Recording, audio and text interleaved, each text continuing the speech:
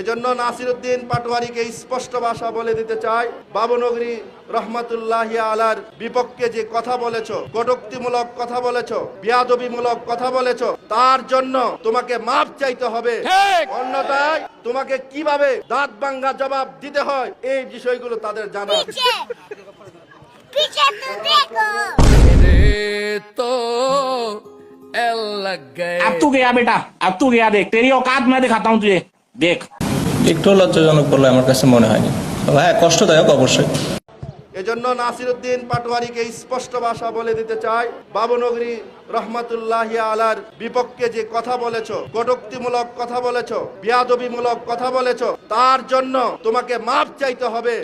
অন্যথায় তোমাকে কিভাবে দাঁত ভাঙ্গা জবাব দিতে হয় এই বিষয়গুলো তাদের জানা। पीछे पीछे तो देखो। तो एल लग गए। अब तू गया बेटा, अब तू गया, देख तेरी औकात मैं दिखाता हूँ तुझे, देख।